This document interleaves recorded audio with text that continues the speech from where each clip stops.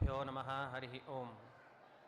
सृष्टिस्थित्यप्ययेह नियतिदृशितमो बन्धमोक्षाश्च यस्मादस्य श्रीब्रह्मरुद्र प्रभृतिसुरनरद्वीषशत्वात्मकस्य विष्णोर्व्यस्ताः समस्ताः सकलगुणनिधिः सर्वदोषव्यपेतः पूर्णानन्दो व्ययो यो गुरुरपि परमश्चिन्तयेतं महान्तं जन्माद्यस्य यतोऽन्वयादितरतश्चार्थेष्वभिज्ञस्वराट् तेने ब्रह्महृदाय आदिकवये मुह्यन्ति यं सूरयः तेजो वारिमृदां यथा विनिमयो यत्र त्रिसर्गो मृषा धाम्ना स्वेन सदा निरस्तकुहकं सत्यं परं धीमहि। ಸ್ವಸ್ತ್ಯಸ್ತು ಸದಾಂ ಸಮಸ್ತ ಸನ್ಮಂಗಲಾನಿ ಭವಂತು. ಎಲ್ಲ ಹಿರಿಯ ವಿದ್ವಾಂಸರ ಅಡಿದಾವರೆಗಳಲ್ಲಿ ಅನೇಕ ನಮಸ್ಕಾರಗಳನ್ನು ಸಮರ್ಪಣೆಯನ್ನು ಮಾಡಿ ಯಥಾಮತಿಯಾಗಿ ಷಷ್ಠಸ್ಕಂದ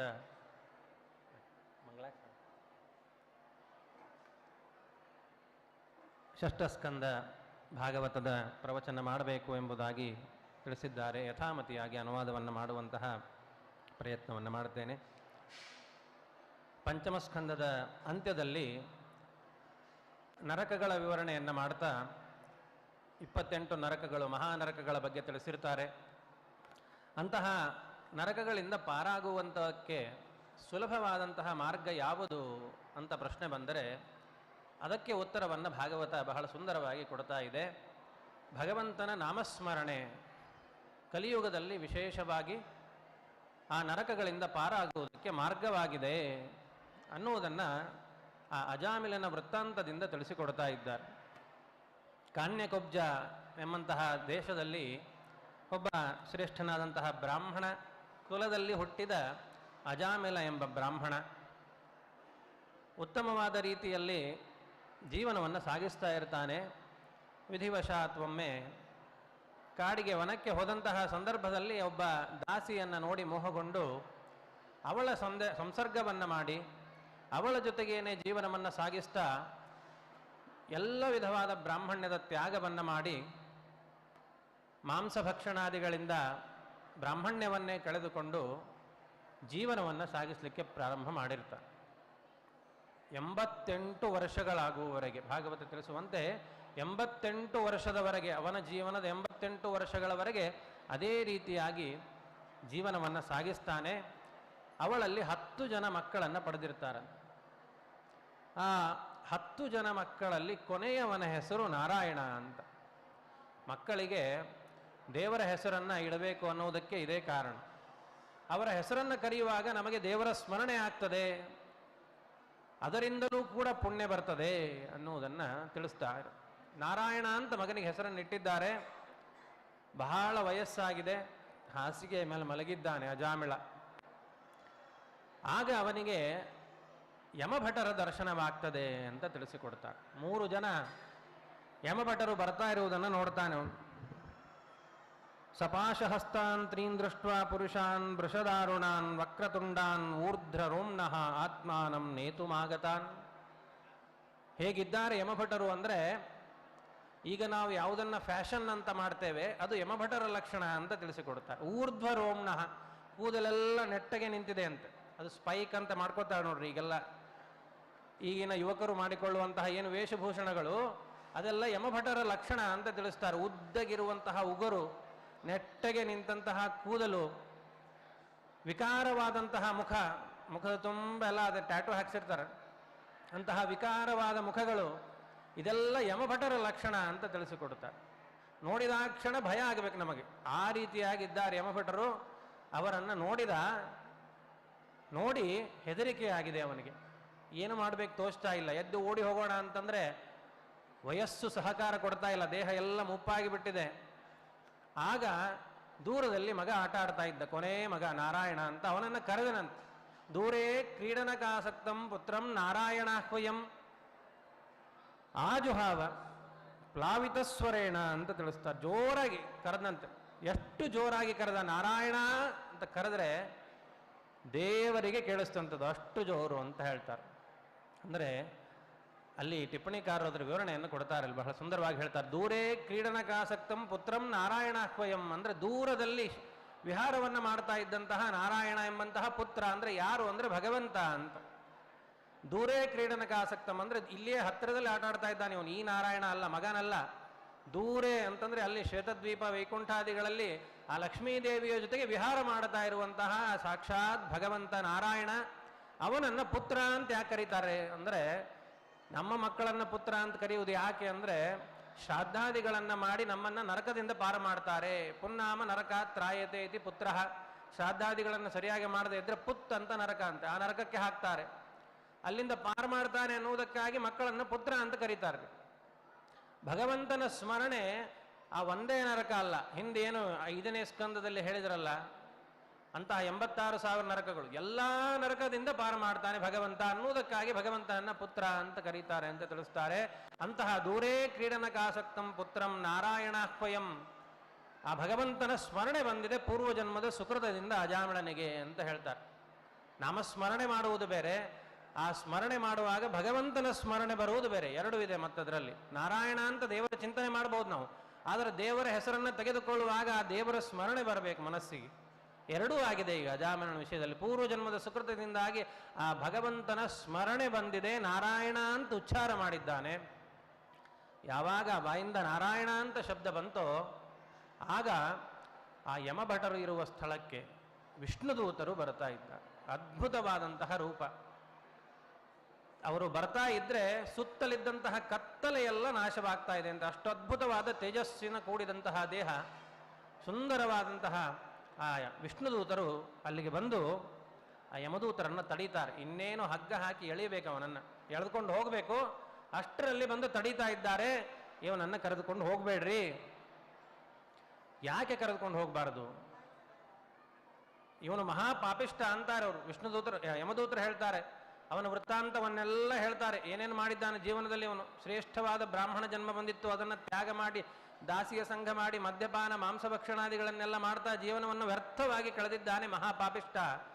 ಆದ್ದರಿಂದ ಇವನನ್ನು ಕರ್ಕೊಂಡು ಹೋಗ್ಲಿಕ್ಕೆ ಬಂದೀವಿ ನಾವು, ನೀವು ಯಾರು ತಡೀತಾ ಇದ್ದೀರಿ ಅಂದರೆ, ಆಗ ಆ ವಿಷ್ಣುದೂತರಂತಾರೆ, ಅಲ್ಲ ಇವನು ಮಹಾ ಅಧರ್ಮ ಮಾಡಿದ್ದಾನೆ ಅಂತ ನೀವು ಹೇಳ್ತೀರಿ, ಅಧರ್ಮಿಷ್ಟ, ಧರ್ಮಾಚರಣೆ ಮಾಡಿಲ್ಲ ಅಂತೇನು ಹೇಳ್ತಾ ಇದ್ದೀರಲ್ಲ, ಧರ್ಮ ಅಂದರೆ ಏನು ಅಧರ್ಮ ಅಂದರೆ ಏನು ಹೇಳ್ರಿ ಅಂತಂದ್ರು. ವಿಷ್ಣುದೂತರು ಯಮದೂತರಿಗೆ ಕೇಳ್ತಾರೆ, ನಿಮ್ಮ ಸ್ವಾಮಿ ಧರ್ಮರಾಜ, ಯಮಧರ್ಮರಾಜ ಇದ್ದಾನಲ್ಲ, ಧರ್ಮಾದಿ ದೇವತೆ, ಅವನ ದೂತರು ಅಂತ ಹೇಳ್ತೀರಿ ನೀವು, ಹಾಗಾದರೆ ಧರ್ಮ ಅಂದರೆ ಏನು ಅದನ್ನು ಹೇಳ್ರಿ. ಯೂಯಂ ವೈ ಧರ್ಮರಾಜಸ್ಯದಿ ನಿರ್ದೇಶಕಾರಿಣ ಬ್ರೂತ ಧರ್ಮಸ್ಯ ನಸ್ತತ್ವಂ ಯಚ್ಚ ಧರ್ಮಸ್ಯ ಲಕ್ಷಣಂ. ಧರ್ಮ ಅಂದ್ರೇನು ಅಧರ್ಮ ಅಂದ್ರೇನು ಅದರ ಲಕ್ಷಣ ತಿಳಿಸಿಕೊಡ್ರಿ ಅಂತ ಯಮದೂತರು ಕೇಳ್ತಾ ಇದ್ದಾರೆ. ಯಾಕೆ ಅಂದರೆ ಯಾವುದೇ ಒಂದು ವಸ್ತುವಿನ ಲಕ್ಷಣ ಜ್ಞಾನವಿಲ್ಲದೆ ನಾವು ಆ ವಸ್ತುವನ್ನು ತಿಳಿದುಕೊಳ್ಳಿಕ್ಕೆ ಸಾಧ್ಯ ಇಲ್ಲ. ಇದು ಮೊಬೈಲ್ ಅಂತ ಗೊತ್ತಾಗಬೇಕಾದ್ರೆ ಮೊಬೈಲ್ ಅಂದರೆ ಏನು ಅಂತ ಮೊದಲು ಗೊತ್ತಿರಬೇಕು ನಮಗೆ. ಅಂದರೆ ಮೊಬೈಲ್ ತೊಗೊಂಡು ಬಂದರೆ ಇನ್ನು ತೊಗೊಂಡು ಬರ್ತಾನೆ ಹುಡುಗ ಹೋಗಿ, ಅದರ ಲಕ್ಷಣನೇ ಗೊತ್ತೇ ಇಲ್ಲದಿದ್ದರೆ ಆಚರಣೆ ಹೇಗೆ ಮಾಡೋದು? ಧರ್ಮ ಅಂದರೆ ಏನು ಅಂತ ತಿಳಿಯದೆ ಆಚರಣೆ ಹೇಗೆ ಮಾಡಲಿಕ್ಕೆ ಸಾಧ್ಯ? ಅದಕ್ಕಾಗಿ ಧರ್ಮ ಅಂದ್ರೇನು ಅಧರ್ಮ ಅಂದ್ರೇನು ಅಂತ ತಿಳಿಸಿಕೊಡಬೇಕು ಅಂತ ಕೇಳಿದಾಗ ಆ ವಿಷ್ಣುದೂತರಿಗೆ ಗೊತ್ತಿಲ್ಲ ಅಂತಲ್ಲ, ನಮಗೆಲ್ಲ ತಿಳಿಯಬೇಕಾಗಿದೆ ಆ ಧರ್ಮದ ಲಕ್ಷಣ ಅನ್ನುವುದಕ್ಕಾಗಿ ಕೇಳಿದ್ರೆ ಅದಕ್ಕೆ ಆ ಯಮದೂತರು ಹೇಳ್ತಾರೆ, ವೇದ ಪ್ರಣಿಹಿತೋ ಧರ್ಮ ಹ್ಯಧರ್ಮಸ್ತದ್ವಿಪರ್ಯಯ ವೇದೋ ನಾರಾಯಣ ಸಾಕ್ಷಾತ್ ಸ್ವಯಂಭೂರಿತಿ ಶುಶ್ರುಮಃ. ಧರ್ಮ ಅಂದರೆ ವೇದ ಯಾವುದನ್ನು ಆಚರಣೆ ಮಾಡ್ರಿ ಅಂತ ಹೇಳಿದೆ ಅದೆಲ್ಲವೂ ಧರ್ಮ. ಅಹರಹ ಸಂಧ್ಯಾಮುಪಾಸೀತ ಸತ್ಯಂ ವದ ಧರ್ಮಂ ಚರ ಸ್ವಾಧ್ಯಾಯಾನ್ ಮಾ ಪ್ರಮದಃ ಮಾತೃದೇವೋ ಭವ ಪಿತೃದೇವೋ ಭವ ಆಚಾರ್ಯ ದೇವೋ ಭವ ಅತಿಥಿ ದೇವೋ ಭವ. ಹೀಗೆ ಅನೇಕ ಉಪದೇಶಗಳನ್ನು ವೇದ ನಮಗೆ ಮಾಡ್ತದೆ. ಇದನ್ನು ಮಾಡ್ರಿ ಅಂತ ಹೇಳಿದೆ ಅದನ್ನು ಧರ್ಮ ಅಂತ ಕರೀತಾರೆ. ಅಧರ್ಮಸ್ತದ್ವಿಪರ್ಯಯ, ಅದಕ್ಕೆ ವಿರುದ್ಧವಾದದ್ದೆಲ್ಲವೂ ಅಧರ್ಮ. ಮತ್ತೆ ಯಾವುದನ್ನು ಮಾಡಬೇಡ್ರಿ ಅಂತ ಹೇಳಿದೆ ಅದೂ ಕೂಡ ಅಧರ್ಮ ಎಂಬುದಾಗಿ ಅದರ ಲಕ್ಷಣವನ್ನು ತಿಳಿಸಿ, ಈ ವೇದ ಹೇಗೆ ಬಂತು ಅಂದರೆ ಅದಕ್ಕೆ ಅನಾದಿಯಾಗಿದೆ ವೇದ. ಇದು ವೇದೋ ನಾರಾಯಣ ಸಾಕ್ಷಾತ್, ಆ ಸೃಷ್ಟಿಯ ಆದಿಯಲ್ಲಿ ಆ ನಾರಾಯಣನ ಮುಖದಿಂದ ಪ್ರಕಟವಾಗಿ ಬರ್ತದೆ ಈ ವೇದ ಹೊರತು ಅದಕ್ಕೆ ಆದಿ ಅಂತ್ಯಗಳೆಂಬುದ ಇಲ್ಲವೇ ಇಲ್ಲ. ಪ್ರಳಯದಲ್ಲಿ ಆ ಭಗವಂತನ ಉದರವನ್ನು ಪ್ರವೇಶ ಮಾಡ್ತದೆ, ಮತ್ತೆ ಆ ಸೃಷ್ಟಿಯ ಕಾಲದಲ್ಲಿ ಭಗವಂತ ಮುಖದಿಂದ ಹೊರಗೆ ಪ್ರಕಟ ಮಾಡ್ತಾನೆ. ಅಂತಹ ವೇದ ಯಾವುದನ್ನು ಮಾಡಿ ಅಂತ ಹೇಳ್ತದೆಯೋ ಅದು ಧರ್ಮ. ಅಂತಹ ಧರ್ಮ ಅಧರ್ಮಗಳ ರಕ್ಷಣೆಯನ್ನು ಮಾಡುವುದಕ್ಕಾಗಿ ನಮ್ಮ ಧರ್ಮಾಧರ್ಮಗಳ ಲೆಕ್ಕ ಇಡುವುದಕ್ಕಾಗಿ ಭಗವಂತ ಅನೇಕ ಜನರನ್ನು ಇಳಿಸಿದ್ದಾನಂತೆ. ಅಯ್ಯೋ ಏಕಾದಶಿ ನಾನು ಹೋಗಿ ಬಾಳೆಹಣ್ಣು ತಿಂದ್ಬಿಟ್ಟೆ, ಯಾರು ನೋಡಲೇ ಇಲ್ಲ ಅಂತ. ಆ ರೀತಿ ಎಲ್ಲ ಇಷ್ಟು ಜನ ನಿಂತಾರೆ ನಾವು ಮಾಡೋ ಧರ್ಮಾಧರ್ಮಗಳನ್ನು ನೋಡಲಿಕ್ಕೆ. ಸೂರ್ಯೋಗ್ನಿಃಖಂ ಮರುದ್ಗಾವಃ ಸೋಮಃ ಸಂಧ್ಯಾಹನಿ ದಿಶಃ ಕಾಲಸ್ವಯಂ ಧರ್ಮ ಇತಿ ಹ್ಯೇತೆ ಧರ್ಮಸ್ಯ ಸಾಕ್ಷಿಣಃ. ಸೂರ್ಯ ಚಂದ್ರರು, ಬೆಳಗ್ಗೆ ಸೂರ್ಯ ನೋಡ್ತಾನೆ, ಹಾಗಾದರೆ ರಾತ್ರಿ ತಿಂದು ಬಿಡೋಣ ಅಂದರೆ ರಾತ್ರಿ ಚಂದ್ರ ಇರ್ತಾನ್ರಿ, ಚಂದ್ರ ನೋಡ್ತಾ ಇರ್ತಾನೆ.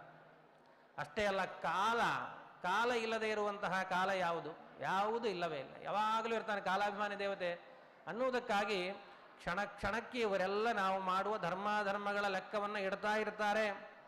ಅದಕ್ಕೋಸ್ಕರವಾಗಿ ಇವನು ಮಹಾ ಅಧರ್ಮವನ್ನು ಮಾಡಿದ್ದಾನೆ ಅಂತ ನಮ್ಮ ಸ್ವಾಮಿ ಹೇಳಿದ್ದಾರೆ, ಯಮಧರ್ಮರಾಜರು. ಅದಕ್ಕೆ ಇವನನ್ನು ಕರೆದುಕೊಂಡು ಹೋಗ್ಲಿಕ್ಕೆ ಬಂದಿದ್ದೇವೆ ಅಂದರೆ ವಿಷ್ಣುದೂತರಂತಾರೆ, ನೀವು ಇಲ್ಲಿಯ ಬರೋವರೆಗೂ ಇತ್ತದೆಲ್ಲ ಲೆಕ್ಕ. ಯಾವಾಗ ಅವನು ನಾರಾಯಣ ಅಂತ ಭಗವಂತನ ಸ್ಮರಣೆ ಮಾಡಿದ, ಆಗ ಎಲ್ಲ ಪಾಪಗಳ ಪರಿಹಾರವನ್ನು ಮಾಡಿಕೊಂಡಿದ್ದಾನೆ. ಏತೇನೈವ ಹ್ಯಗೋನ್ಯಸ್ಯ ಕೃತಂ ಸ್ಯಾದಘ ನಿಷ್ಕೃತಂ ಯದಾ ನಾರಾಯಣ ಇತಿ ಜಗಾದ ಚತುರಕ್ಷರಂ. ನಾರಾಯಣ ಅನ್ನೋ 4 ಅಕ್ಷರ ಯಾವಾಗ ಉಚ್ಚಾರಣೆ ಮಾಡಿದ, ಆಗ ಇವನ ಪಾಪ ಎಲ್ಲ ಪರಿಹಾರವಾಗಿ ಹೋಗಿದೆ. ಎಷ್ಟು ಅದ್ಭುತ ಭಗವಂತನ ನಾಮಸ್ಮರಣೆ ಅಂದರೆ, ಕೃಷ್ಣಾಮೃತ ಮಹಾರ್ಣವದಲ್ಲಿ ಶ್ರೀಮದಾಚಾರ್ಯರು ಬಹಳ ಸುಂದರವಾಗಿ ವರ್ಣನೆಯನ್ನು ಮಾಡ್ತಾರೆ. ಅವನು ನಾರಾಯಣ ಅನ್ನೋ ಶಬ್ದ ಇದ್ದಾಗ ಯಾರೂ ನರಕಕ್ಕೆ ಹೋಗಬಾರ್ದು ಅಂತಾರವ್ರು. ನಾರಾಯಣೇತಿ ಶಬ್ದೋಸ್ತಿ ವಾಗಸ್ತಿ ವಶವರ್ತಿನಿ ತಥಾಪಿ ನರಕೆ ಘೋರೆ ಪತಂತಿ ತೇತದದ್ಭುತಂ. ನಾರಾಯಣ ಅನ್ನೋ ಒಂದು ಅದ್ಭುತವಾದಂತಹ ಮಂತ್ರ ಇದೆ, ನಮ್ಮ ವಾಗೀಂದ್ರಿಯ ನಮ್ಮ ಅಧೀನದಲ್ಲಿದೆ. ಹಾಗಿದ್ದರೂ ಜನರು ನರಕಕ್ಕೆ ಹೋಗ್ತಾರಲ್ಲ, ಇದೊಂದು ದೊಡ್ಡ ಅದ್ಭುತ. ಯಾಕೆ ಅಂದರೆ ನರಕಕ್ಕೆ ಬರಲೇಬಾರದು, ಜನರು ಬರ್ತಾರೆ ಅಂದರೆ ಇದು ಅದ್ಭುತನೇ. ನಾರಾಯಣ ಅನ್ನುವ ಆ ಕಳ್ಳ ಏನಿದ್ದಾನಲ್ಲ, ಆ ಕೃಷ್ಣ ಬರೀ ಬೆಣ್ಣೆ ತುಪ್ಪ ಕದ್ದದಕ್ಕಾಗಿ ಅವನನ್ನು ಕಳ್ಳ ಅಂತ ಕರೀಲಿಲ್ಲ ರೀ. ಅವನೇನು ಮಾಡ್ತಾನೆ ಅಂದರೆ, ನಾಮಸ್ಮರಣೆ ಮಾಡುವ ಭಕ್ತರ ಸಂಪೂರ್ಣವಾದ ಪಾಪದ ಪರ್ವತ ಏನಿದೆ ಅದನ್ನೇ ಅಪಹಾರ ಮಾಡಿಕೊಂಡು ಹೋಗ್ತಾನಂತೆ. ನಾರಾಯಣೋ ನಾಮ ನರೋ ನರಾಣಾಂ ಪ್ರಸಿದ್ಧ ಚೋರ ಕಥಿತ ಪೃಥಿವ್ಯಾಂ ಅನೇಕ ಜನ್ಮಾರ್ಜಿತ ಪಾಪ ಸಂಚಯಂ ಹರತ್ಯಶೇಷಂ ಸ್ಮೃತ ಮಾತ್ರ ಏವ. ನಾರಾಯಣ ಅಂತ ಸ್ಮರಣೆ ಮಾಡಿದರೆ ಸಾಕು, ನಾವು ಅನೇಕ ಜನ್ಮಗಳಲ್ಲಿ ಸಂಗ್ರಹ ಮಾಡಿತ್ತಂತಹ ಏನು ಪಾಪದ ರಾಶಿ ಇದೆ ಅದನ್ನು ಭಗವಂತ ಕ್ಷಣ ಮಾತ್ರದಲ್ಲಿ ಸ್ಮರಣೆ ಮಾತ್ರದಿಂದ ಅಪಹಾರ ಮಾಡಿಕೊಂಡು ಹೋಗ್ತಾನೆ. ಅಷ್ಟು ದೊಡ್ಡ ಕಳ್ಳ ನಾರಾಯಣ ಅಂತ ವರ್ಣನೆ ಮಾಡ್ತಾರೆ. ಅಂತಹ ನಾರಾಯಣ ಅನ್ನುವ 4 ಅಕ್ಷರ ಯಾವಾಗ ಇವನ ಬಾಯಿಂದ ಬಂತು, ಭಗವಂತನ ಸ್ಮರಣೆ ಬಂತೋ, ಆ ಕ್ಷಣದಲ್ಲಿ ಇವನ ಪಾಪ ಪರಿಹಾರವಾಗಿದೆ. ಆದ್ದರಿಂದ ಇವನನ್ನು ನೀವು ಕರ್ಕೊಂಡು ಹೋಗಬಾರ್ದು. ಮಹಾ ಪಾಪಗಳಿಗೆಲ್ಲ ಭಗವಂತನ ನಾಮಸ್ಮರಣೆ ಪ್ರಾಯಶ್ಚಿತ್ತ ಅಂತ ಕಲಿಯುಗದಲ್ಲಿ ತಿಳಿಸ್ತಾರೆ. ತೇನ ಸ್ವರಾಪೋ ಮಿತ್ರಧೃಕ ಬ್ರಹ್ಮ ಗುರುತಲ್ಪಗಃ ಅಂದರೆ ಹಂಗಂದ್ರೆ ಮತ್ತೆ ನಮಗೇನು ಲೈಸೆನ್ಸ್ ಕೊಟ್ಟಂಗೆ ಆಗ್ಬಿಡ್ಬಾರ್ದ್ರಿ. ಬೇಕಾದಷ್ಟು ತಪ್ಪುಗಳನ್ನು ಮಾಡಿಬಿಡೋಣ, ನಾರಾಯಣ ಅಂದರೆ ಸಾಕು ಎಲ್ಲ ಪರಿಹಾರ ಆಗಿಬಿಡ್ತದೆ. ಆಯಿತು, ಹಂಗಂದ್ರೆ ಬೇಕಾದ ಮಾಡಿಬಿಡೋಣ, ನಾರಾಯಣ ಅಂದುಬಿಡೋಣ ಕೊನೆಗೆ ಅಂತ. ಆ ರೀತಿ ಅಲ್ಲ, ತಿಳಿಯದೇ ಆದಂತಹ ತಪ್ಪುಗಳನ್ನು ಭಗವಂತ ನಾರಾಯಣ ಅಂತ ಸ್ಮರಣೆ ಮಾತ್ರದಿಂದ ಪರಿಹಾರ ಮಾಡಿಬಿಡ್ತಾನೆ. ಇವನ ಪಾಪಗಳೆಲ್ಲ ಪರಿಹಾರವಾಗಿದೆ. ಆದ್ದರಿಂದ ಇವನನ್ನು ಕರ್ಕೊಂಡು ಹೋಗಬೇಡ್ರಿ. ಅಥೈನಂ ಮಾಪನಯತ ಕೃತಾಶೇಷಾಗ ನಿಷ್ಕೃತಂ ಯದಸೋ ಭಗವನ್ನಾಮ ಮ್ರಿಯಮಾಣ ಸಮಗ್ರಹೀತ್. ಯಾವಾಗ ಇವನು ಆ ಭಗವಂತನ ನಾಮಸ್ಮರಣೆಯನ್ನು ಮಾಡಿದ, ಆದರೆ ಆವಾಗ ಕ್ಷಣದಲ್ಲಿ ಎಲ್ಲ ಪಾಪ ಪರಿಹಾರವಾಗಿದೆ. ಇವನನ್ನು ಕರೆದುಕೊಂಡು ಹೋಗಬೇಡ್ರಿ, ಬಿಟ್ಟು ಹೋಗ್ಬಿಡ್ರಿ ಅಂತ ಅವರನ್ನು ಮರಳಿ ಕಳಿಸ್ತಾರೆ. ಯಮದೂತರು ಮರಳಿ ಹೋಗ್ತಾರೆ. ವಿಷ್ಣುದೂತರಿಂದ ಅನುಗ್ರಹವನ್ನು ಪಡೀತಾನೆ. ಭಗವಂತನ ಅನುಗ್ರಹ ರೂಪದಿಂದ ಬಂದಂತಹ ಆ ವಿಷ್ಣುದೂತರಿಂದ ಅಜಾಮಿಳ ಅನುಗ್ರಹವನ್ನು ಪಡೆದು ಪಶ್ಚಾತ್ತಾಪ ಪಡ್ತಾ ಇದ್ದಾನೆ. ಎಷ್ಟು ಶ್ರೇಷ್ಠವಾದಂತಹ ದೇಹವನ್ನು ಪಡೆದುಕೊಂಡಿದ್ದೆ, ವ್ಯರ್ಥವಾಗಿ ಕಳೆದು ಬಿಟ್ಟೆ ಅಂತ ಮಹಾತಾಪವನ್ನು ಹೊಂದುತ್ತಾ ಹರಿದ್ವಾರ ಕ್ಷೇತ್ರಕ್ಕೆ ಬರ್ತಾನಂತೆ. ಗಂಗಾ ಸನ್ನಿಧಾನ, ಅಲ್ಲಿ ಅನೇಕ ವರ್ಷಗಳವರೆಗೆ ಸಾಧನೆಯನ್ನು ಮಾಡಿ ಭಗವಂತನ ಅನುಗ್ರಹದಿಂದ ಸದ್ಗತಿಯನ್ನು ಹೊಂದಿದ ಅಜಾಮಿಳ ಎಂಬುದಾಗಿ ತಿಳಿಸಿಕೊಡ್ತಾರೆ. ಇಂತಹ ಭಗವಂತ ಅಜಾಮಿಳನಿಗೆ ಮಾಡಿದ ಅನುಗ್ರಹದ ಫಲಶ್ರುತಿಯನ್ನು ತಿಳಿಸ್ತಾರೆ. ಯಯೇನಂ ಪರಮಂ ಗುಹ್ಯಂ ಇತಿಮಾ ಸಮಗಾಪಹಂ ಶೃಣುಯಾತ್ ಶ್ರದ್ಧೆಯ ಯುಕ್ತೋ ಯಶ್ಚ ಭಕ್ತ್ಯಾನುಕೀರ್ತಯೇತ್ ನವೈಸ ನರಕಂ ಗಚ್ಚೇತ್ ನೇಕ್ಷಿತೋ ಯಮಕಿಂಕರೈಹಿ. ಯಾರು ಇಂತಹ ಈ ಅಜಾಮಿಳನ ವೃತ್ತಾಂತವನ್ನು ಕೇಳ್ತಾರೆ, ಅವರ ಕನಸಿನಲ್ಲಿಯೂ ಯಮಭಟರು ಬರುವುದಿಲ್ಲ ಅಂತ. ಭಗವಂತನ ನಾಮ ಎಷ್ಟು ಅದ್ಭುತ ಅಂದರೆ, ಕಮಲನಾಭನ ಚಿಹ್ನೆಯನ್ನು ಧರಿಸಿಕೊಂಡು ಮೆರೆಯಿರೋ ಯಮನ ಭಟರು ನೋಡಿ ಅಂಜಿ ಅಡಗಿ ಪೋಪರೋ. ಕೃಷ್ಣ ಕೃಷ್ಣ ಕೃಷ್ಣ ಎಂದು 3 ಬಾರಿ ನೆನೆಯಿರೋ. 3 ಬಾರಿ, 3 ಬಾರಿ ಅಂದ್ರೆ ಕೃಷ್ಣ ಕೃಷ್ಣ ಕೃಷ್ಣ 3 ಸಲ ಅಂದ್ಬಿಟ್ಟು ನಮ್ಮ ಕೆಲಸ ಮುಗೀತಿ ಇವತ್ತಿಂದು ಅಂತಲ್ಲ. ದಾಸರಾಯರು 3 ಬಾರಿ ಅಂತ ಯಾವ್ದು ಹೇಳಾರಂದ್ರೆ 3 ಹೊತ್ತು ಅಂತ ಅರ್ಥ ಅದಕ್ಕೆ. 3 ಬಾರಿ ಅನ್ನೋದಕ್ಕೆ ಬೆಳಗ್ಗೆ, ಮಧ್ಯಾಹ್ನ, ಸಾಯಂಕಾಲ ಯಾವಾಗಲೇ ಆಗಲಿ ಆ ಕೃಷ್ಣ ಕೃಷ್ಣ ಕೃಷ್ಣ ಅನ್ನೋ ಸ್ಮರಣೆಯನ್ನು ಮಾಡ್ತಾ ಇರ್ರಿ, ಕ್ಷಣ ಕ್ಷಣಕ್ಕೂ ಬಿಡದೆ. ಆ ಭಗವನ ಚಿಹ್ನೆಯನ್ನು ಧರಿಸಿಕೊಂಡು ಮೇರೆ ಇರೋ ಪರಮ ಪೂಜ್ಯ ಶ್ರೀಪಾದಂಗಳವರಿಂದ ಇವತ್ತು ಆ ಶಂಖಚಕ್ರಗಳನ್ನು ಧಾರಣೆ ಮಾಡಿಕೊಳ್ತಾ ಇದ್ದೇವೆ ಎಲ್ಲರೂ ಕೂಡ. ಅಂತಹ ಆ ಚಿಹ್ನೆಗಳನ್ನು ನೋಡಿದರೆ ಯಮಭಟರು ಓಡಿ ಹೋಗ್ತಾರಂತೆ. ಅಷ್ಟು ಅದ್ಭುತವಾಗಿದೆ ಭಗವಂತನ ನಾಮಸ್ಮರಣೆ ಮತ್ತು ಅವನ ಚಿಹ್ನೆಗಳ ಧಾರಣೆಯ ವಿಚಾರ. ಅದಕ್ಕೋಸ್ಕರವಾಗಿ ಆ ಭಗವಂತನ ಸ್ಮರಣೆಯ ಮಹತ್ವವನ್ನು ತಿಳಿಸುವ ಈ ಅಜಾಮಿಳ ವೃತ್ತಾಂತವನ್ನು ಶ್ರವಣ ಪಠಣ ಮಾಡುವುದರಿಂದ ಯಾವತ್ತಿಗೂ ಆ ವ್ಯಕ್ತಿಗೆ ನರಕಾದಿಗಳಾಗುವುದಿಲ್ಲ. ಅನೇಕ ವಿಧವಾದ ಪಾಪಗಳನ್ನು ಪರಿಹಾರ ಮಾಡಿಕೊಳ್ತಾನೆ. ಮಿರ್ಯಮಾಣೋ ಹರೇರ್ನಾಮ ಗೃಹನ್ ಪುತ್ರೋಪಚಾರಿತಂ ಅಜಾಮಿಳೋಪ್ಯಗಾನ್ ಮುಕ್ತಿಂ ಕಿಮು ಶ್ರದ್ಧೆಯ. ಸುಮ್ಮನೆ ಮಗನನ್ನ ನೋಡಿ ನಾರಾಯಣ ಅಂತ ಕರೀಲಿಕ್ಕೆ ಹೋದಾಗ ಭಗವಂತನ ಸ್ಮರಣೆ ಬಂದಿದ್ದರಿಂದಲೇ ಅವನಿಗೆ ಸದ್ಗತಿ ಆಯಿತು ಅಂದರೆ, ಇನ್ನು ಶ್ರದ್ಧಾ ಭಕ್ತಿಗಳಿಂದಲೇ ಭಗವಂತನ ಸ್ಮರಣೆಯನ್ನು ಮಾಡಿದರೆ ಆ ಭಗವಂತನ ಅನುಗ್ರಹ ಆಗ್ತದೆ ಅಂತ ಪ್ರತ್ಯೇಕವಾಗಿ ಹೇಳಬೇಕಾದದ್ದಿಲ್ಲವೇ ಇಲ್ಲ. ಅದು ನಿಶ್ಚಿತ. ಅದು ಭಗವಂತನಿಗೆ ಪ್ರೀತಿಯನ್ನುಂಟು ಮಾಡುವ ಕಾರ್ಯಗಳನ್ನು ಮಾಡ್ತೇವೆ ಭಗವಂತನ ಪ್ರೀತಿಗಾಗಿ ಅಂತಂದರೆ ಅದು ಯಾವತ್ತಿಗೂ ವ್ಯರ್ಥ ಆಗುವುದಿಲ್ಲ. ನ ದೇವತೋಷಣಂ ವೃಥ, ಯಾವತ್ತಿಗೂ ವ್ಯರ್ಥ ಆಗುವುದಿಲ್ಲ. ಅದು ಶ್ರೇಷ್ಠವಾದ ಫಲವನ್ನು ನಮಗೆ ಕೊಟ್ಟೇ ಕೊಡ್ತದೆ ಎಂಬುದಾಗಿ ತಿಳಿಸ್ತಾರೆ. ಅಂತಹ ಯಮದೂತರನ್ನು ವಿಷ್ಣುದೂತರು ಹೊರಳಿ ಕಳಿಸಿದ ಮೇಲೆ ಅವರು ಬಂದು ಯಮದೇವರ ಹತ್ರ ಕೇಳ್ತಾರಂತೆ, ಸ್ವಾಮಿ ನೀವು ನಮ್ಮನ್ನಲ್ಲಿ ಕಳಿಸಿಬಿಟ್ರಿ, ಅಲ್ಲಿ ಯಾರೋ ವಿಷ್ಣುದೂತರಂತ ಬಂದಿದ್ರಂತೆ. ಅವರಂದ್ರು, ಇಲ್ಲ, ನಿನ್ನ ಸ್ವಾಮಿ ಏನಿದ್ದಾನಲ್ಲ ಅವನ ಮೇಲೆ ಇನ್ನೊಬ್ಬ ಸ್ವಾಮಿ ಇದ್ದಾನೆ, ಅವನ ಆಜ್ಞೆಯಿಂದ ನಾವಿಲ್ಲಿಗೆ ಬಂದಿದ್ದೇವೆ ಅಂತ ಹೇಳಿದ್ರು ಅವರು. ಒಟ್ಟು ಲೋಕದಲ್ಲಿ ಯಾರ್ಯಾರಿದ್ದಾರೆ ಶಾಸಕರು ಅಂತ, ಅವರ ಮೇಲೆ ಯಾರ ನಿಯಾಮಕನಾದಂತಹ ವ್ಯಕ್ತಿ ಅದನ್ನು ತಿಳಿಸಿಕೊಡಬೇಕು. ಕತಿಸಂತೀಹ ಶಾಸ್ತಾರೋ ಜೀವಲೋಕಸ್ಯ ವೈಪ್ರಭೋ ತ್ರೈವಿಧ್ಯಂ ಕುರುವತಃ ಕರ್ಮ ಫಲಾಭಿವ್ಯಕ್ತ ಹೇತವಃ. ಎಷ್ಟು ಜನ ಇದ್ದಾರೆ ಶಾಸಕರು, ಅವರನ್ನು ತಿಳಿಸಿಕೊಡಬೇಕು ಅಂದರೆ ಯಮದೂತರಂತಾರೆ, ಒಬ್ಬರ ಇಬ್ಬರ ಎಲ್ಲರೂ. ಅಹಂ ಮಹೇಂದ್ರೋ ನಿವೃತ್ತಿ ಪ್ರಚಯಿತಾಹ ಸೋಮೋಗ್ನಿರೀಶ ಪವನೋರ್ಕೋ ವಿರಿಂಚಃ. ನಾನು ಇಂದ್ರದೇವರು, ಅಗ್ನಿದೇವರು, ವರುಣದೇವರು, ಯಮದೇವರು, ಬ್ರಹ್ಮದೇವರವರೆಗೆ ಎಷ್ಟು ಜನರಿದ್ದಾರೆ ಶಾಸಕರು, ಅವರೆಲ್ಲ ನಮ್ಮ ಮೇಲೆ ಶಾಸನವನ್ನು ಮಾಡ್ತಾ ಇರ್ತಾರೆ. ಆದರೆ ಅವರೆಲ್ಲ ನನ್ನ ಮೀರಿ ಒಬ್ಬನಿದ್ದಾನೆ. ಪರೋ ಮದನ್ಯೋ ಜಗತಃ ತತ್ವಶ್ಚ ಓತಂ ಪ್ರೋತಂ ಪಟವದ್ಯತ್ರ ವಿಶ್ವಂ ಯದಂಶತೋಸ್ಯಸ್ತಿ ಜನ್ಮನಾಶಾಹ ನಸ್ಯೋತಬತ ಯಸ್ಯ ವಶೇ ಚ ಲೋಕಃ. ಒಬ್ಬ ಇದ್ದಾನೆ. ಹೇಗಿದ್ದಾನೆ ಅಂದರೆ, ಒಂದು ಬಟ್ಟೆಯೊಳಗೆ ದಾರ ಹಾಕಿರ್ತಾರ್ರಿ, ದಾರದಿಂದ ಅದನ್ನು ನೇದಿರ್ತಾರೆ. ಒಂದು ನೇರವಾಗಿರ್ತದೆ, ಇನ್ನೊಂದು ಅಡ್ಡವಾಗಿರ್ತದೆ ದಾರ. ಹಾಗೆ ಜಗತ್ತಿನ ಒಳಗೆ ಎಲ್ಲ ಕಡೆಗೆ ಪ್ರವೇಶ ಮಾಡಿದ್ದಾನಂತೆ ಭಗವಂತ. ಒಂದು ಕಡೆಗೆ ಇಲ್ಲ ಅಂತಿಲ್ಲ. ಅಣುರೇಣು ತೃಣಕಾಷ್ಟ ಪರಿಪೂರ್ಣ ಗೋವಿಂದ. ಎಲ್ಲದರಲ್ಲಿದ್ದಾನೆ. ಅಣುವಿನಲ್ಲಿ ಇದ್ದಾನೆ, ಆ ಮಹತ್ತಾದ ಆಕಾಶದಲ್ಲಿಯೂ ಇದ್ದಾನೆ. ಎಲ್ಲರಲ್ಲಿ ವ್ಯಾಪ್ತನಾಗಿರುವಂತಹ ಆ ಭಗವಂತ ಮದನ್ಯ ಜಗದೀಶ್ವರ, ಅವನು ಜಗತ್ತಿಯೇ ಸ್ವಾಮಿ. ಬ್ರಹ್ಮದೇವರವರೆಗೆ ಇರುವಂತಹ ಎಲ್ಲ ಶಾಸಕರಿಗೂ ಕೂಡ ನಿಯಾಮಕನಾಗಿರುವಂತಹವನು. ಅವನ ಯಶ್ಚೋಹಿತಂ ನ ವಿದುಸ್ಪೃಷ್ಟ ಮಾಯಾಹ, ಅವನ ಆದಿಯನ್ನ ಅಂತ್ಯವನ್ನ ಯಾರಿಂದಲೂ ತಿಳಿಯಲಿಕ್ಕೆ ಸಾಧ್ಯ ಇಲ್ಲ. ಅಷ್ಟು ಅದ್ಭುತವಾದ ಮಹಿಮೆ ಆ ಭಗವಂತನದ್ದು. ಅವನಿಂದ ಪ್ರೇರಿತರಾಗಿ ನಾವೆಲ್ಲರೂ ಅವನ ಆಜ್ಞಾಧಾರಕರಾಗಿ ಈ ಕಾರ್ಯವನ್ನು ಮಾಡ್ತಾ ಇದ್ದೇವೆ ಅಷ್ಟೇ ಹೊರತು ನಾವ್ಯಾರೂ ಸರ್ವೋತ್ತಮರಲ್ಲ ಅಂತ ಯಮದೇವರು ಯಮಭಟರ ಮೂಲಕ ನಮ್ಮೆಲ್ಲರಿಗೆ ಉಪದೇಶವನ್ನು ಕೊಡ್ತಾ ಇದ್ದಾರೆ.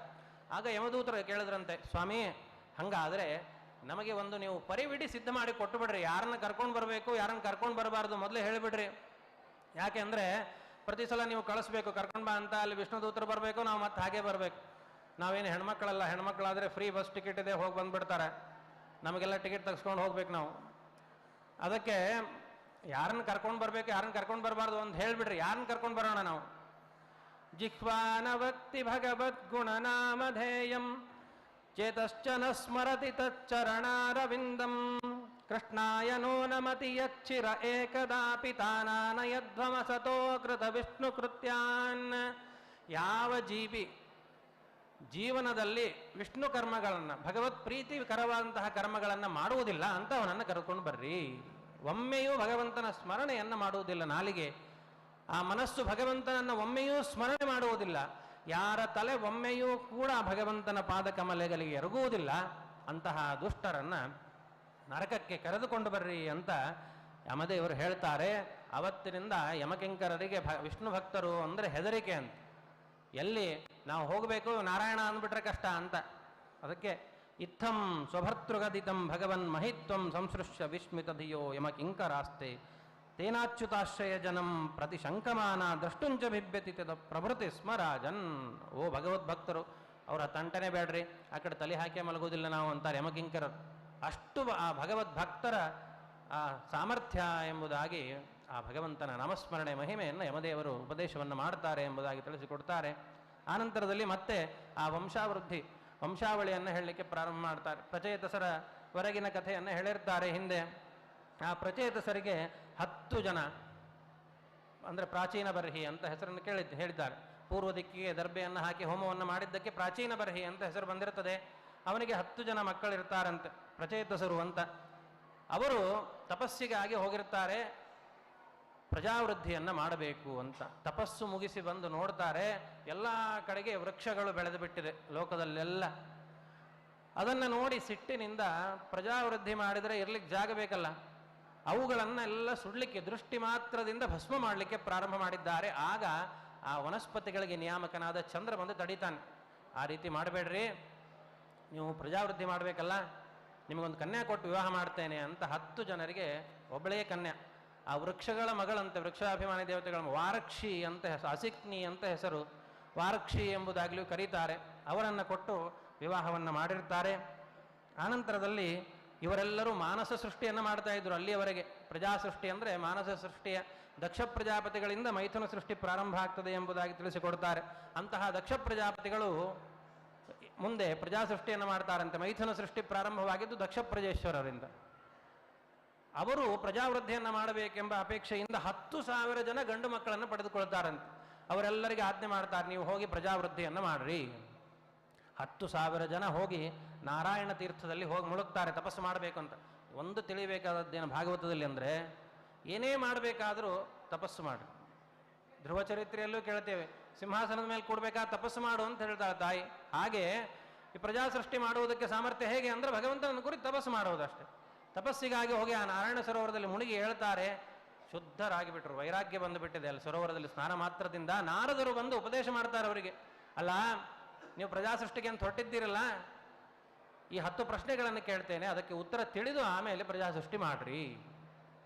ಹೇಗಿದೆ ಅಂತಂದ್ರೆ ಅದಕ್ಕೆ ತತೈಕ ಪುರುಷಂ ರಾಜ್ಯಂ ಬಿಲಂಚ ದೃಷ್ಟ ನಿರ್ಗಮಂ. 10 ಪ್ರಶ್ನೆ ಕೇಳ್ತಾರೆ. ಏಕಪುರುಷಕ ಒಬ್ಬನೇ ರಾಜನಿರುವಂತಹ ರಾಜ್ಯ ಯಾವುದು? ಒಮ್ಮೆ ಹೋದರೆ ಮತ್ತೆ ಮರಳಿ ಬರಲಿಕ್ಕೆ ಆಗದೇ ಇರುವಂತಹ ಗುಹೆ ಯಾವುದು? ಎರಡೂ ಕಡೆಗೆ ಹರಿಯುವಂತಹ ನದಿ ಯಾವುದು? ಇತ್ಯಾದಿಯಾಗಿ 10 ಪ್ರಶ್ನೆಗಳನ್ನು ಕೇಳಿದಾಗ, ಒಬ್ಬನೇ ರಾಜ ಅಂದರೆ ಅವನೇ ಸರ್ವೋತ್ತಮನಾದ ಭಗವಂತ, ಅವನಿಂದ ನೇಮಿಸಲ್ಪಡುವಂತಹ ಜಗತ್ತು ಈ ರಾಜ್ಯ. ಮತ್ತೆ ಹೋದರೆ ಬರಲಿಕ್ಕಾಗದೇ ಇರುವಂತಹ ಗುಹೆ ಅಂದರೆ ಮೋಕ್ಷ. ಹೀಗೆ ಅದ್ಭುತವಾದಂತಹ ಉತ್ತರಗಳನ್ನು ತಾವೇ ಕಂಡುಕೊಳ್ತಾರೆ ಅವರು. 10,000 ಜನ ಹರಿಯೇಶ್ವರು ಅತ್ಯಂತ ಅದ್ಭುತವಾದ ವೈರಾಗ್ಯವನ್ನು ಹೊಂದಿ ಎಲ್ಲರೂ ಕೂಡ ತಪಸ್ಸಿಗೆ ಅಂತ ಹೋಗ್ಬಿಡ್ತಾರೆ, ಪ್ರಜಾ ಸೃಷ್ಟಿಯನ್ನು ಮರೆತೇ ಬಿಡ್ತಾರೆ. ಮತ್ತೆ ಪ್ರಜಾ ಸೃಷ್ಟಿಗಾಗಿ ದಕ್ಷ ಪ್ರಜಾಪತಿಗಳು 1,000 ಜನ ಶಬಲಾಶ್ವರು ಅಂತ ಮಕ್ಕಳನ್ನು ಪಡೀತಾರೆ. ಇವರೂ ಹೋಗ್ತಾರೆ, ನಾರಾಯಣ ತೀರ್ಥದಲ್ಲಿ ಸ್ನಾನ ಮಾಡ್ತಾರೆ, ನಾರದರು ಬಂದು ಉಪದೇಶ ಮಾಡ್ತಾರೆ, ಇವರಿಗೂ ವೈರಾಗ್ಯ. ಇವರೂ ತಪಸ್ಸಿಗೆ ಅಂತ ಹೊರಟು ಬಿಟ್ಟರು. ಆಗ ಸಿಟ್ಟು ಬರ್ತದೆ ದಕ್ಷ ಪ್ರಜಾಪತಿಗಳಿಗೆ. ಅವರೇನು ಸುಮ್ಮನೆ ಹೊರಟದ್ದಲ್ಲ, ಬ್ರಹ್ಮದೇವರ ಆಜ್ಞೆ ಅಂತೇಳಿ ಪ್ರಜಾ ಸೃಷ್ಟಿ ಮಾಡ್ಲಿಕ್ಕೆ ಹೊರಟದ್ದು. ಇವರಿಗೂ ವೈರಾಗ್ಯ ಬಂದಾಗ ನಾರದರಿಗೆ ಶಾಪ ಕೊಡ್ತಾರೆ, ಒಂದು ಕಡೆ ಕೂತು ಉಪದೇಶ ಮಾಡ್ಲಿಕ್ಕೆ ಆಗಿರಬಾರ್ದು, ನಿಮಗೆ ಲೋಕ ಸಂಚಾರಿಗಳಾಗಿರಿ ಅಂತ. ಬಹಳ ಸಂತೋಷ ಆಯ್ತು ನಾರದರಿಗೆ, ಲೋಕ ಸಂಚಾರ ಮಾಡ್ತಾ ಉಪದೇಶ ಮಾಡ್ತೇನೆ ಅಂತ ಹೊರಟುಬಿಟ್ರು. ದಕ್ಷ ಪ್ರಜಾಪತಿ ಯೋಚನೆ ಮಾಡಿದ, ಅಲ್ಲ ಗಂಡು ಮಕ್ಕಳಿಗಾದರೆ ಇವರು ಉಪದೇಶ ಮಾಡಿ ಸನ್ಯಾಸ ಮಾಡಿಬಿಡ್ತಾರೆ, ಹೆಣ್ಣು ಮಕ್ಕಳನ್ನು ಪಡೆಯೋಣ, ಕನ್ಯಾ ಕುಲದ್ವಯ ತಾರಿಣಿ ಅಂತ.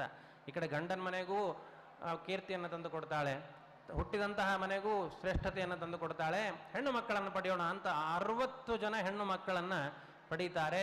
ಅವರನ್ನು ಒಬ್ಬೊಬ್ಬರಿಗೆ ಅಂದರೆ 60 ಜನರಿಗೆ ಮದುವೆ ಮಾಡಿಕೊಡಲಿಲ್ಲ, ಕೆಲವರನ್ನು, ಚಂದ್ರನಿಗೆ 27 ಜನರನ್ನು ಅಶ್ವಿನ್ಯಾದಿಗಳನ್ನು ವಿವಾಹವನ್ನು ಮಾಡಿಕೊಡ್ತಾರೆ. ಅನಂತರದಲ್ಲಿ ದದೌ ಸಹ ದಶಧರ್ಮಾಯ, ಧರ್ಮರಿಗೆ 10 ಜನ ಮಕ್ಕಳನ್ನು, ಕಾಶ್ಯಪರಿಗೆ ಒಟ್ಟು 17 ಜನ ಮಕ್ಕಳನ್ನು ವಿವಾಹ ಮಾಡಿಕೊಡ್ತಾರೆ ಎಂಬುದಾಗಿ ತಿಳಿಸ್ತಾರೆ. ಅಂಗಿರಸ, ಕೃಷ ಮೊದಲಾದವರಿಗೆ ಇಬ್ಬಿಬ್ಬರನ್ನು ಮದುವೆ ಮಾಡಿಕೊಡ್ತಾರೆ. ಹೀಗೆ 60 ಜನರನ್ನು ವಿವಾಹ ಮಾಡಿಕೊಡ್ತಾರೆ. ಅವರಲ್ಲಿ ಮುಂದೆ ಅಷ್ಟವಸುಗಳು, ದ್ರೋಣ, ಪ್ರಾಣ, ಧ್ರುವ, ಅರ್ಕ, ಅಗ್ನಿ, ದೋಷ ಎಂಬುದಾಗಿ 8 ಜನ ವಸುಗಳು, ಮತ್ತೆ 11 ರುದ್ರರು, ಮತ್ತು ದ್ವಾದಶ ಆದಿತ್ಯರ ಜನನ ಆಗ್ತದೆ ಎಂಬುದಾಗಿ ತಿಳಿಸಿಕೊಡ್ತಾರೆ. ಇವರಲ್ಲಿಯೇನೆ ಅರುಣನ ಜನ್ಮವಾಗ್ತದೆ. ಗರುಡನ ಅಣ್ಣ ಅರುಣ ಅಂದರೆ ಅವನ ಜನ್ಮವೂ ಕೂಡ ಆಗ್ತದೆ ಎಂಬುದಾಗಿ ತಿಳಿಸ್ತಾರೆ.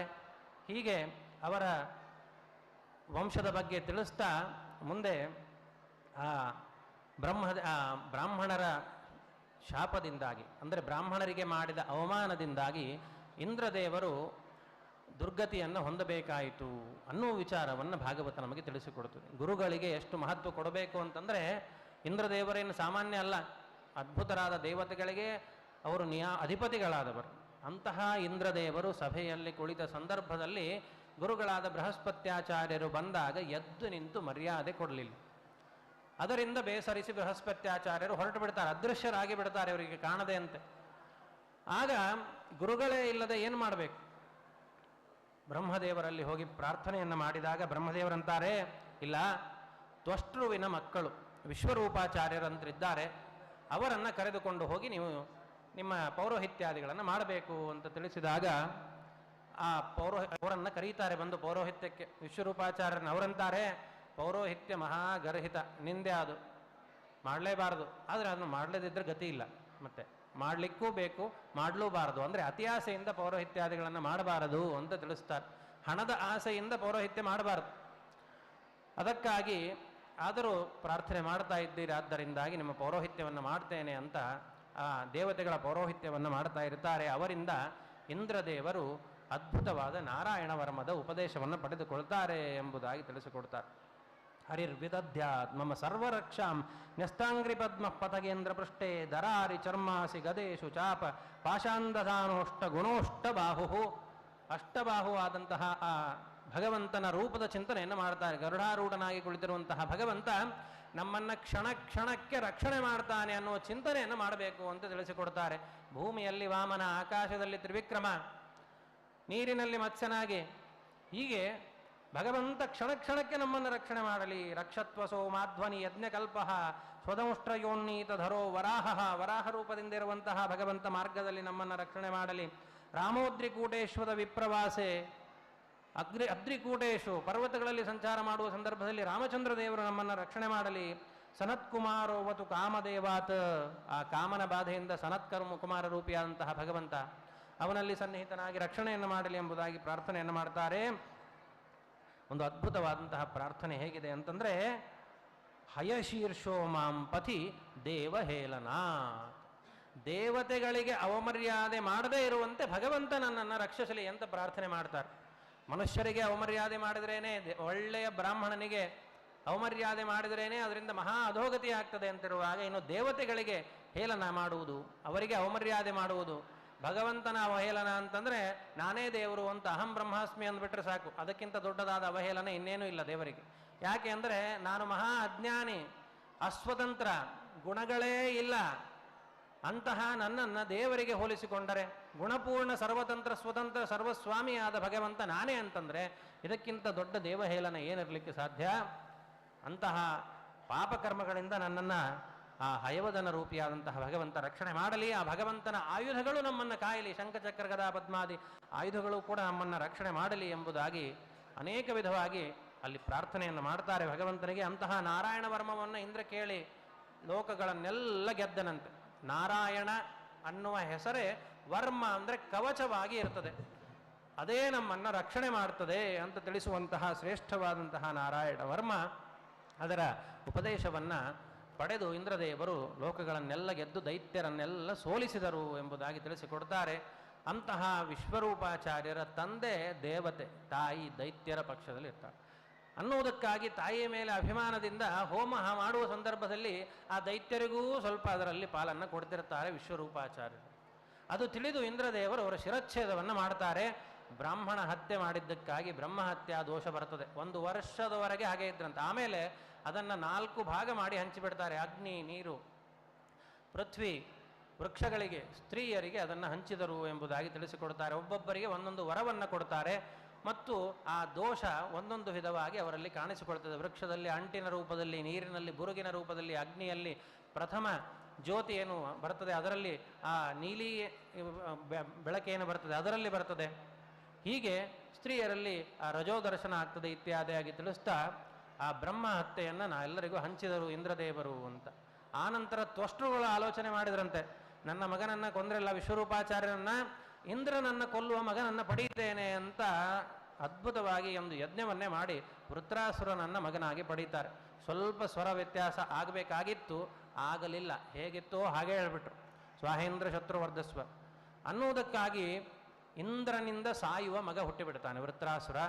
ಆ ವೃತ್ರಾಸುರನ ಪೂರ್ವ ವೃತ್ತಾಂತವನ್ನು ತಿಳಿಸ್ತಾರೆ. ಚಿತ್ರಕೇತು ಎಂಬುವಂತಹ ಒಬ್ಬ ದೇವತೆ ಶಾಪದಿಂದಾಗಿ ವೃತ್ರಾಸುರನಾಗಿ ಹುಟ್ಟಿರ್ತಾನೆ.